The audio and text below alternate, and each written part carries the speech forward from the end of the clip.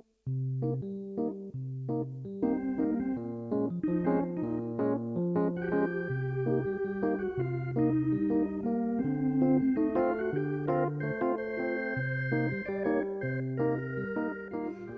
morning, everybody. It's Scott here, and this is the episode of Grey House Educational Videos where we're going to take some time to talk about what developmental editing is. And I'm bringing this up because that's actually what I'm in the middle of doing right now. Just signed a new author. And one of the processes and one of the steps that I like to go through is to take the time to go through the project. I read it the first time. There were a lot of great things I liked about it, but then there were some changes we wanted to take care of and fix. So I go through and do some developmental editing work. Now, here's the thing.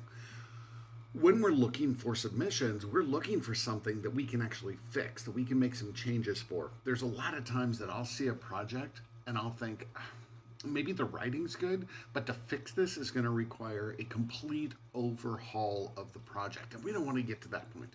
We want a story that can be tweaked a little, maybe just adjusted a little. So we want to get those stories when they're coming in as close to as where we want to see those, maybe hitting a bookshelf. So that's what we're going to be focusing in on. But I wanted to talk today about what developmental editing is. And I think it's something that a lot of authors don't do, right? I think a lot of authors, when they sit there and they're going, I'm editing my book, they're doing what we call line editing or copy editing. They're looking at everything in these little short clumps of material, right? They're fixing a scene, they're changing some words, they don't like a line, they don't like the dialogue. That's copy editing. That's copy and line editing is really what you're doing right there. But developmental editing, it's a bigger process. And it looks at a lot of different things. So if you're somebody who's not a multitasker, it's going to be a little bit harder to do. You got to have your brain in multiple places along the lines. That's part of the reason why when I do developmental editing for an author, I've already read the full book once, and now we're going back through because I have a vision of where this story needs to go to, and that's going to be the key. Is when you are editing your stories, you have to know what's that end goal you are shooting for. What is it that we are trying to achieve so that everything that you do in that book, all those little nooks and crannies that you're playing around with, are all aiming us to that same central location. Okay, so that's that fine tuning you're doing, but that fine tuning is always, like I said, aiming for that theme, that ultimate goal that you have in your book. Let me give you a definition right here. I'm going to read this off my computer. It's right up here in front of me. You can see it in my glasses there. Developmental editing. Now, I'm not a big fan of Wikipedia, but the definition worked really well here. Developmental editing is a form of writing support. There's the key, right? That comes into play before or during the production of a plausible manuscript. There's that. It's got to have something worthwhile, especially in the area they use art nonfiction. Developmental editing. Now, this comes from Scott Norton, who's really big into teaching people about developmental editing, involves significant structuring or restructuring of a manuscript's discourse.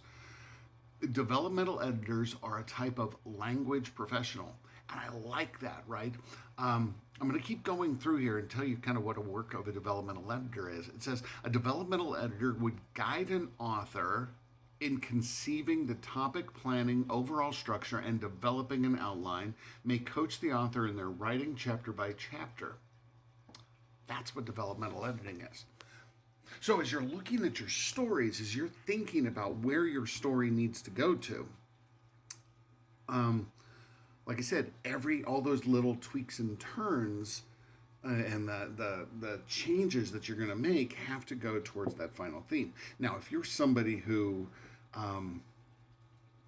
doesn't really have a theme, you're somebody who, when I ask you maybe in a pitch session or a query letter, tell me what's the theme of the book, what's your takeaway, what's the big message, and you scramble to find it, that's going to be a problem. Okay? Now, good writing, great authors, by the way, I will tell you, those great authors out there know what they're planning to achieve by the time they finish the end of that book. They know what they're shooting for because they've already spent the time figuring out each of those scenes that they put in has to be there for a purpose. That's developmental editing again. So, what am I doing today?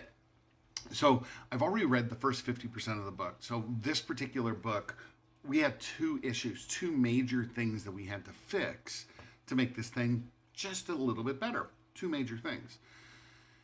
Fortunately, they occurred in the first 50% of the book and then the second 50% of the book. So that's the positive piece.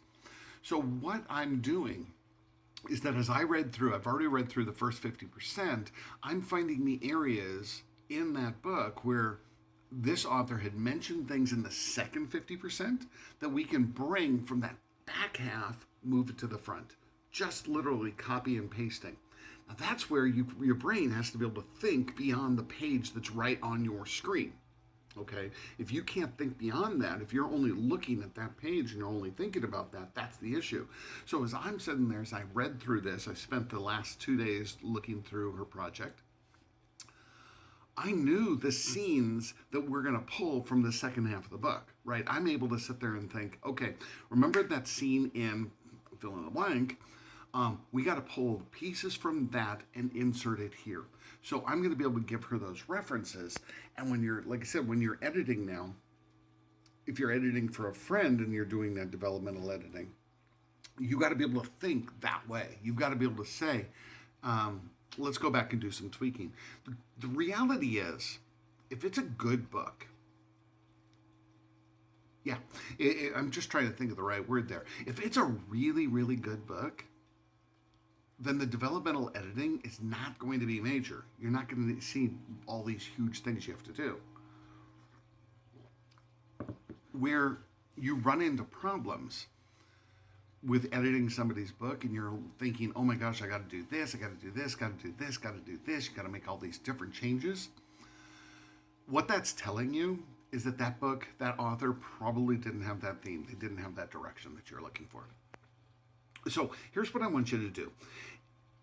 If you are getting ready to do that developmental editing, my recommendation, again, read the book twice. Read it through once, take some notes, kind of do some thinking about some ideas. And then when you go back through the second time, you can sit there and say, okay, here are the major issues that I saw.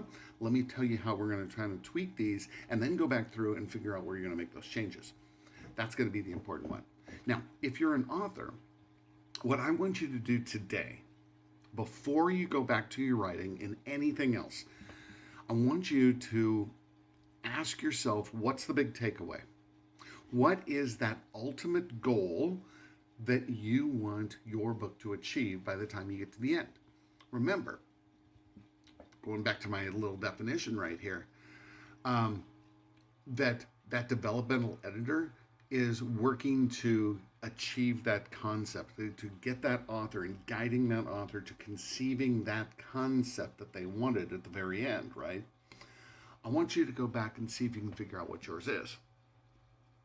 Before you go any further, make sure that you know what your takeaway is. Now, I don't want to hear something like, "Ooh, it's a friends to lovers story." That's not the takeaway. What's the message? What do you want? It could be a friends to lovers story, but I want to know, what is it that you want your reader to walk away and understand and learn about a story of that nature? What do you want them to get? Figure out that piece. Then now take a look at whatever you've written. And if you see that some of those pieces don't work, I want you to open up 2 documents on your computer. You've got one document that's your story, put the other one over there. And that other blank one is now your cutting room floor. And then go through and just highlight that scene and go, okay, this stuff right here doesn't work. Maybe not right now. Maybe it'll work later. I'm not saying to throw it away. Don't delete it. Just copy it, put it over someplace else. Get that story down to where you know you're heading in the right direction. And then you can start going back and filling in those holes, maybe making some adjustments later on. Okay? So with that said, have a great rest of your day writing, or if you're watching this at the end of the day, have a great day tomorrow writing. I'm going to get back to work with doing that editing for this author right now, and have another cup of coffee. It's still quiet around my house. Everybody's asleep. Even the dogs are right now. So I'm going to get some work done. Hey, you have a great day.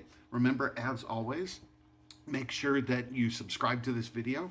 Remember, at the end, after we hit the 1,000th person, I will be giving at least a 6-month mentorship program. So make sure that you do that. Make sure that you also follow me over there on Twitter. I'm not a big active person on Twitter, but every now and then I pop up. Follow me over on my blog, scottegan@blogspot.com. Make sure that you check in over there. Make sure that you check out my website. And if you've got any questions for me, email me. Email me at the agency. I will often answer those questions right there on the blog. Finally, if you are somebody who's part of a writing chapter and you want me to come and talk to your group, I can do this. I can judge contests for you. I can come to your conference and meet with you. We can do that virtually. In September, for example, September of 2021, I'm doing 2 conferences, actually the same weekend. That's the benefits of doing something virtually here. So I'll be doing 2 conferences in September 2021, but make sure we timestamp this so that if you're watching this later. But again, let me know. Like I said, I judge contests. I'll do webinars for you. I can do online workshops, you name it. And as always, remember what Ray Bradbury says, okay? You only fail if you ever stop writing. Something along those lines, but that's the only time you're going to fail is if you stop writing, so don't stop writing. I'll see you out there again. Thank you for visiting. Again, if you like this, subscribe it, pass it on to your friends, let your friends know. We'll talk to you soon. Bye-bye.